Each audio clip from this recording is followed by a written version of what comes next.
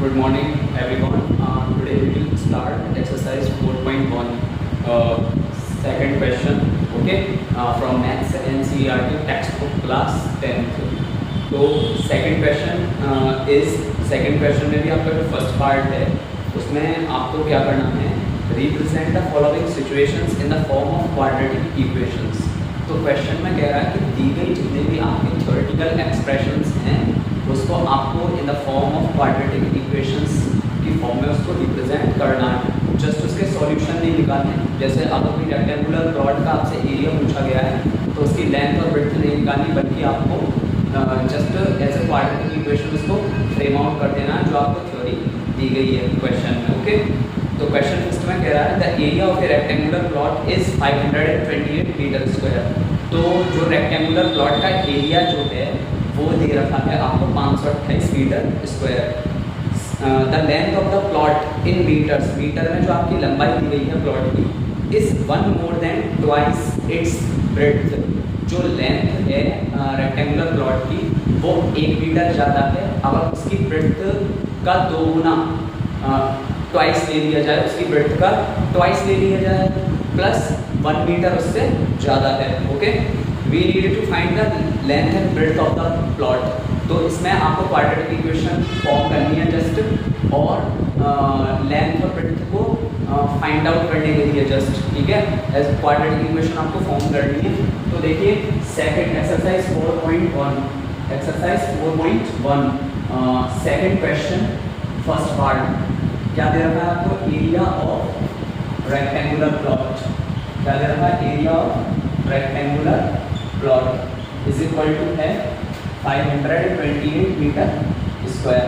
Okay, और सबसे पहले अगर एरिया ऑफ रेक्टेंगुलर प्लॉट दे रखा है आपसे, फिर उसने कहा है कि जो उसकी लेंथ है रेक्टेंगुलर प्लॉट की वो उसकी ब्रेड्थ का 2 गुना ट्वाइस प्लस उसकी 1 मीटर ज़्यादा है। ओके, तो सबसे पहले इसमें let the breadth of rectangular plot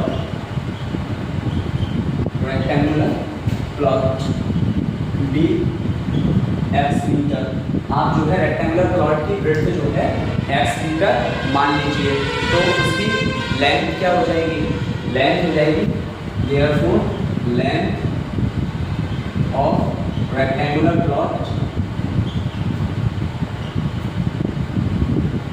is equal to कितना हो जाएगी, ब्रेड्थ का 2 गुना यानी twice 2 into x plus 1 metre ज़्यादा। ओके, यानी 2 इंटू एक्स प्लस 1 मीटर यानी 2x प्लस 1 मीटर, इतनी होगी इसकी लेंथ। ठीक है, तो आपको क्वाड्रेटिक इक्वेशन फॉर्म करनी है जिससे आप लेंथ और ब्रेड्थ दोनों कैलकुलेट कर सकें। तो एरिया ऑफ रेक्टेंगल क्या होता है, area of rectangle length into breadth. तो area of rectangular plot is equal to L into B. L कितना दे रहा है 2x प्लस 1 और एरिया कितना दे रहा है टोटल 528 इंटू ब्रेड्थ कितनी है x। तो इसको सॉल्व करते हैं जस्ट 528 इज इक्वल टू, सबसे पहले ब्रैकेट खोलेंगे, x का 2x से मल्टीप्लाई, 2x इंटू x, फिर प्लस का प्लस लगा दिया, फिर x का 1 से मल्टीप्लाई। ओके, इसी तरीके से बाइनोमियल आपका ओपन होगा 528 2x इंटू एक्स कितना हो जाएगा, x इंटू एक्स कितना हो जाएगा आपका, x इंटू एक्स हो जाएगा x स्क्वायर, और 2 इंटू एक्स यानी 2x square plus x into 1 यानी x। ठीक है, अब इस 528 को आप राइट हैंड साइड पर शिफ्ट कर दीजिए, यानी कि ये हो जाएगा 2x स्क्वायर प्लस x, ये प्लस का 528 है, इधर शिफ्ट करना तो इसका हो जाएगा माइनस का 528 और इज इक्वल टू में बचेगा आपका 0। क्यों, क्योंकि 528 को आपने इधर शिफ्ट कर दिया। तो ये आपकी क्वाड्रेटिक इक्वेशन फॉर्म हो गई। ठीक है, इसके बाद में आप जो है इसको स्टैंडर्ड फॉर्म में ये ऑलरेडी लग चुकी है। तो क्वाड्रेटिक इक्वेशन इससे आप लेंथ और ब्रेड्थ जो है रेक्टेंगुलर प्लॉट का इजीली फाइंड आउट कर सकते हैं। ठीक है, और ये स्टैंडर्ड फॉर्म में भी लगी हुई है, ax square plus bx plus c equivalent 0। ठीक है, तो क्वाड्रेटिक इक्वेशन ये हो गई। आपको रेक्टेंगुलर प्लॉट का एरिया दे रखा था 528 मीटर स्क्वायर और आपसे कह रहा था कि लेंथ जो है रेक्टेंगुलर प्लॉट की वो उसकी ब्रेड्थ का ट्वाइस प्लस 1 मीटर ज़्यादा है। तो अगर मैं ब्रेड्थ को x मीटर मान लेता हूँ तो उसकी लेंथ कितनी हो जाएगी 2 इंटू एक्स प्लस 1 मीटर। ठीक है, तो एरिया ऑफ रेक्टेंगुलर प्लॉट का फॉर्मूला लगाइए, L इंटू बी होता है area of rectangle, 528 is equal to 2x plus 1 ये लेंथ है इसकी, इंटू ब्रेड्थ क्या मान ली थी आपने x मान ली। इसके बाद में 528 एज इट इज, इसको ओपन करना ब्रैकेट को, x का सबसे पहले 2x से मल्टीप्लाई, प्लस का प्लस, फिर x का 1 से multiply, 528 is equal to 2x into x का हो जाएगा 2x स्क्वायर प्लस x बन जाए x। 528 को राइट हैंड साइड पर शिफ्ट कर देंगे तो माइनस का 528 इज इक्वल टू 0। ये आपकी स्टैंडर्ड क्वाड्रेटिक इक्वेशन आ गई। हालांकि आपसे केवल इसने केवल यही बोला था कि दी गई सिचुएशन को आप क्वाड्रेटिक इक्वेशन की फॉर्म में रिप्रेजेंट कीजिए। आपसे लेंथ और ब्रेड्थ एग्जैक्टली फाइंड आउट करने को नहीं बोला उन्होंने। ठीक है, इसका आप स्क्रीनशॉट ले सकते हैं।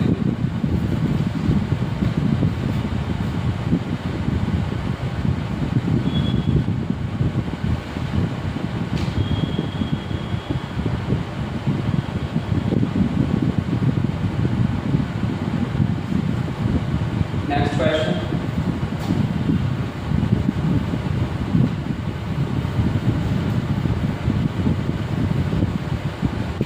सेकेंड पार्ट में आपसे पूछा गया है the product of to consecutive positive integers is 301।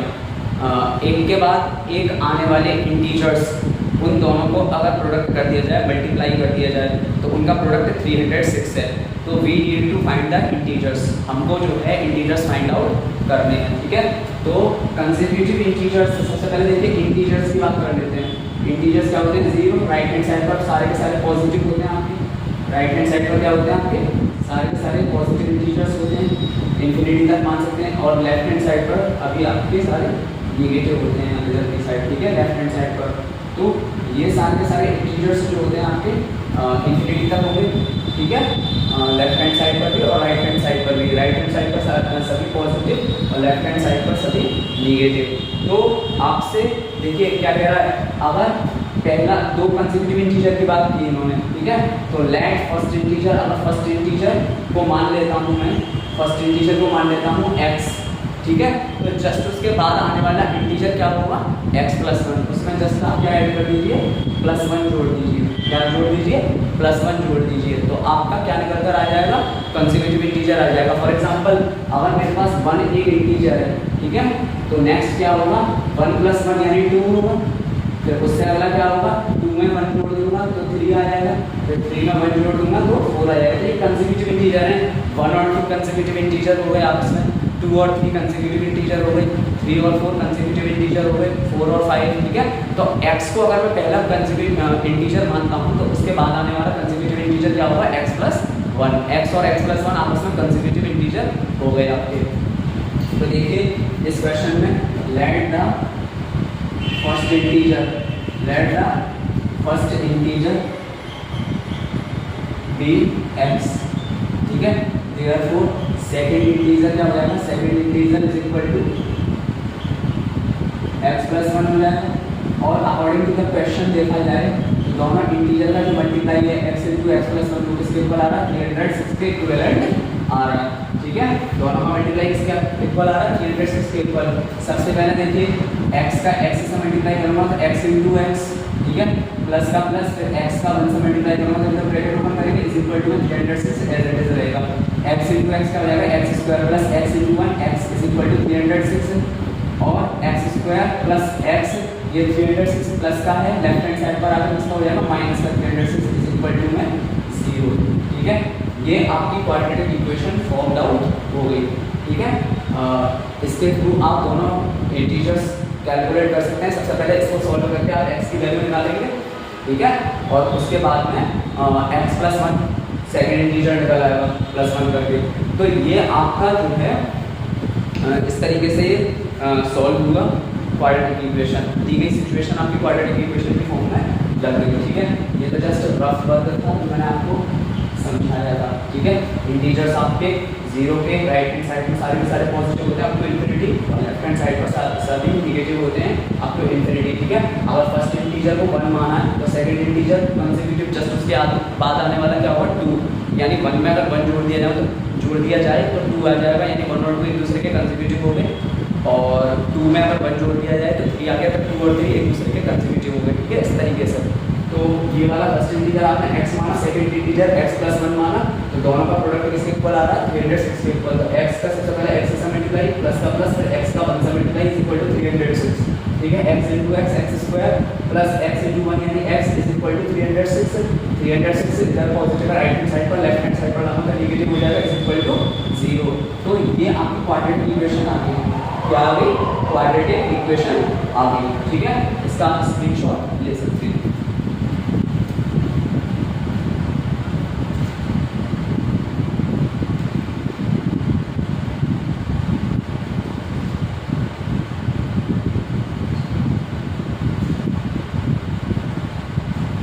Next question.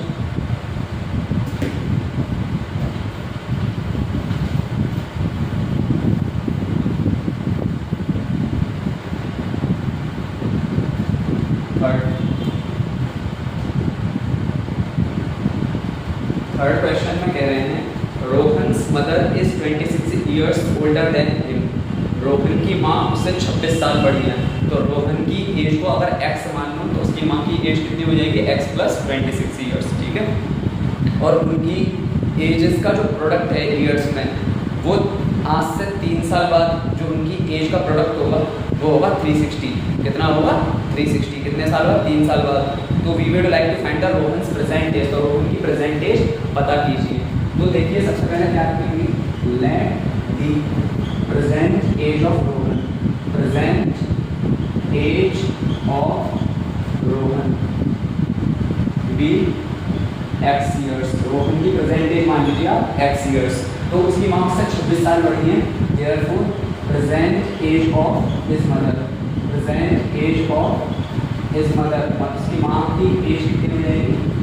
Is equal to x + 26 years। ठीक है, कितनी हो जाएगी? x + 26 years हो जाएगी। अब से आने वाले 3 सालों बाद उनकी एज का जो प्रोडक्ट होगा वो होगा 360।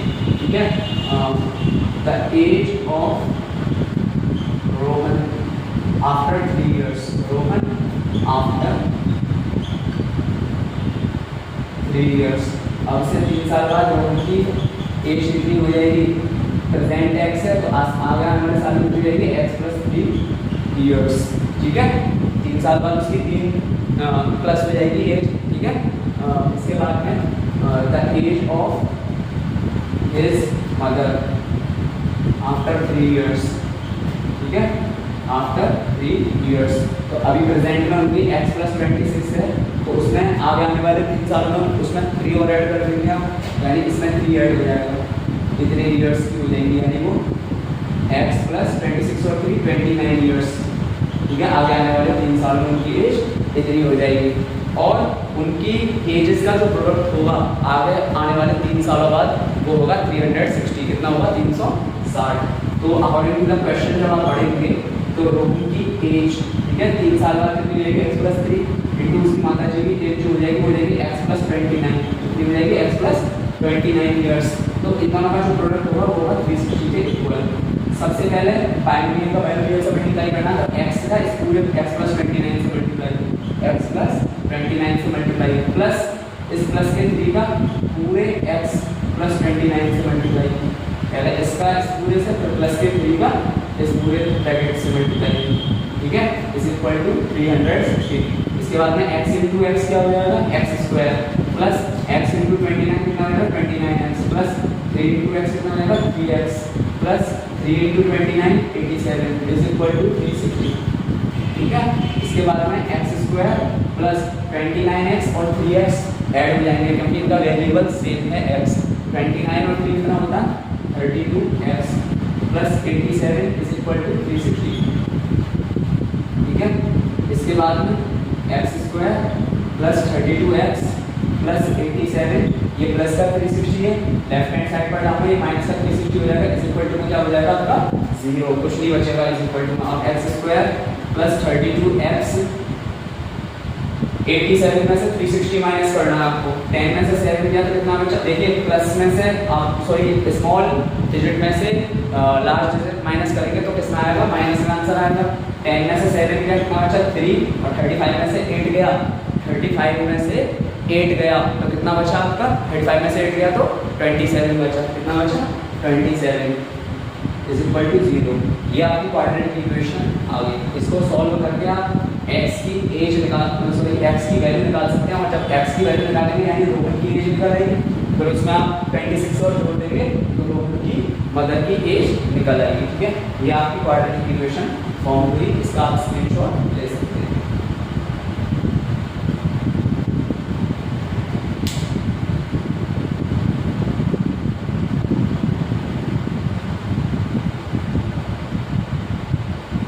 Fourth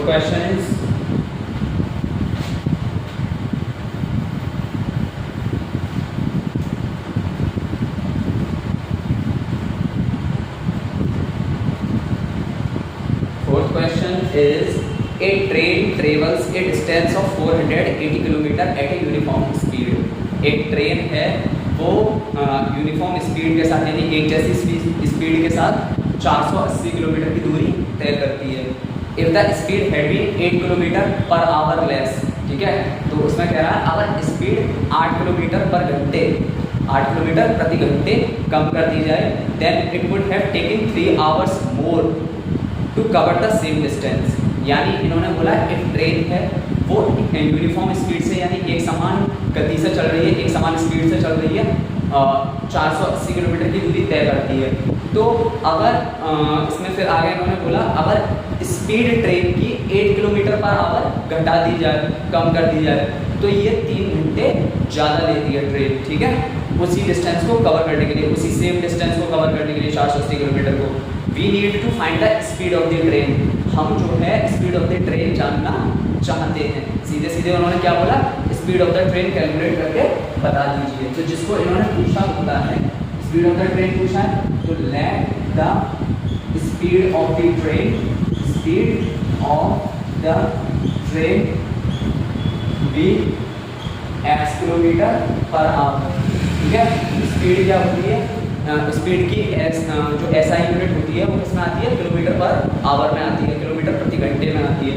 तो स्पीड ऑफ द ट्रेन पूछा है इन्होंने, उसी को x किलोमीटर पर आवर हमने मान लिया, सपोज कर दिया। ठीक है, इसके बाद में इन्होंने बोला है कि जो ट्रेन जो है ट्रेवल करती है डिस्टेंस 480 किलोमीटर को, ठीक है, यूनिफॉर्म स्पीड पर। अगर स्पीड 8 किलोमीटर पर आवर घटा दी जाए तो ये 3 घंटा एक्स्ट्रा लेगी as compare to the previous situation. पहले वाली जो सिचुएशन दे रखी है उसके कंपैरिजन में ट्रेन 3 घंटे ज़्यादा लेगी। तो देखिए आपका एक फॉर्मूला होता है speed is equal to distance upon time. Speed is equal to क्या होता है? Distance upon time. ठीक है, तो इसको जरा मैं समझा देता हूँ आपको। स्पीड यूनिफॉर्म है, आपने इसको कितना माना है? x माना है। डिस्टेंस कितनी कवर कर रहा है? 480। कितनी कवर कर रहा है? 480। और टाइम हमारे पास दे दिया था, इसको मानते हैं ना t1। क्या मान लो पहले सिचुएशन में t1 मान लेंगे। तो देखिए इसको t1 के टर्म में ही सॉल्व कर लेंगे। किसके टर्म में सॉल्व कर लेंगे? t1 के टर्म में ही, क्योंकि यही नहीं दे रहा स्पीड हमने सपोज कर ली और डिस्टेंस में दे रखा है, क्वेश्चन में गिवन है। तो हम t1 के कॉन्टेक्स्ट में इसको सॉल्व कर लेंगे। इसके नीचे 1 ले लेना, क्रॉस मल्टीप्लाई करना, x का मल्टीप्लाई किससे हो जाएगा? t1 से, बराबर 480 इंटू 480 का 1 से हो जाएगा। अब t1 के टर्म में इसको सॉल्व करना है तो ये x इसके मल्टीप्लाई में है, इधर शिफ्ट कर दूंगा तो इसमें बन जाएगा आपका डिवाइड में।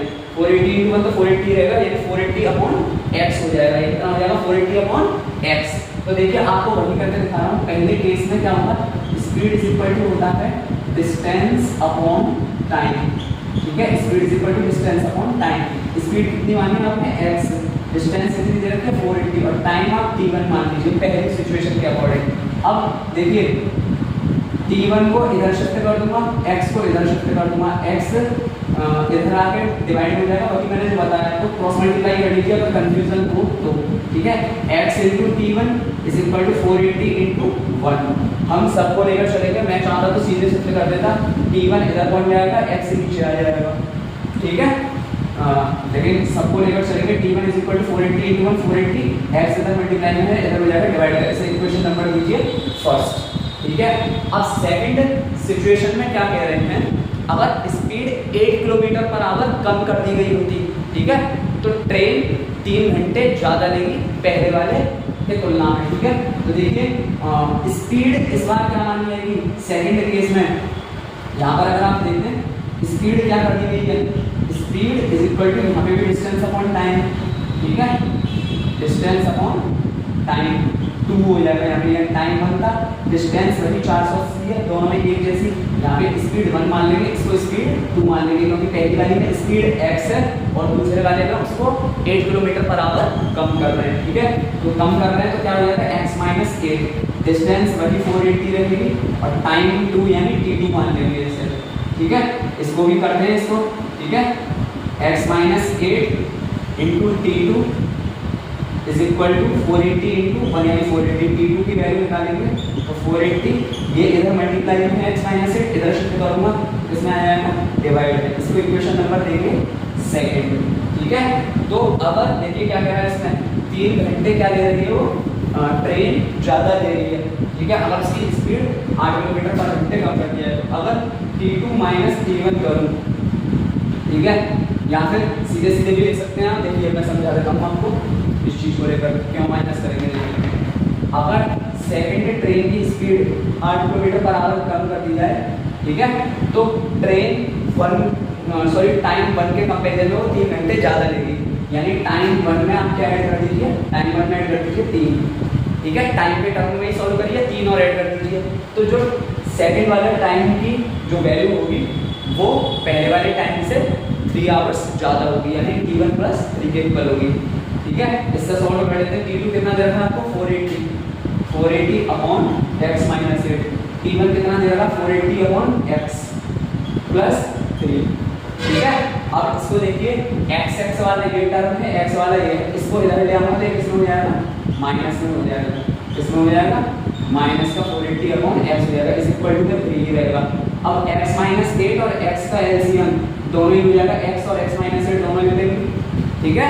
x और x माइनस 8 का एलसीएम कितना हो जाएगा x minus 8, 480 into x minus 8 से x माइनस 8 कैंसिल हो गया, क्या बचा x बचा, तो x से मल्टीप्लाई होगा इसका माइनस 480 इंटू x से ये x कैंसिल हो गया, क्या बचा x माइनस 8 बचा, ठीक है, इज इक्वल टू 3। अब देखिए 480 इंटू एक्स क्या हो गया 480x, ठीक है, माइनस का 480 इंटू एक्स क्या हो जाएगा माइनस का 480x, माइनस का 480 इंटू एक्स माइनस का 480x, और देखिए माइनस का 480 इंटू माइनस का 8, माइनस का 480 इंटू माइनस का 8, तो देखिए माइनस माइनस तो जोड़ के प्लस हो जाएगा, सॉरी माइनस माइनस मल्टीप्लाई होगा प्लस हो जाएगा, माइनस माइनस प्लस 8 का 480 से करके कितना आएगा 800, 8 8 जा 64 यानी 6, 8 4 जा 32, 32 और 6 38 यानी 3840 आएगा ये, माइनस माइनस प्लस 3840, और नीचे x इंटू एक्स क्या होता है x square minus x into 8 यानी 8x इज इक्वल टू 3। इसके बाद में इससे तो ये कैंसिल हो जाएगा प्लस का माइनस से हो जाएगा ना, ठीक है। अब यहाँ क्या बचेगा 3840 upon x square minus 8x is equal to 3, ये बचा आपका, ठीक है, इज इक्वल टू में क्या बचा 3। इसके बाद इसके नीचे 1 ले लेंगे, क्रॉस मल्टीप्लाई करेंगे तो 3840 इज इक्वल टू 3 से इसका मल्टीप्लाई करेंगे एक्स स्क्वायर माइनस 8x का, ये क्या हो जाएगा 3840 is equal to 3 into x square यानी 3x स्क्वायर माइनस 3 8 24x, ठीक है। इसके बाद में 3840 को राइट हैंड साइड पर शिफ्ट कर दूंगा, ठीक है, तो ये किसका हो जाएगा माइनस का 3840 और इज इक्वल टू में क्या बचेगा आपका 0, इज इक्वल टू में क्या बचेगा आपका 0, ये आपकी क्वाड्रेटिक इक्वेशन फॉर्म होगी, ठीक है। तो देखिए काफ़ी सरल सवाल था, इसको मैं एक बार फिर से एक्सप्लेनेशन करने का ट्राई करता हूँ आपके लिए।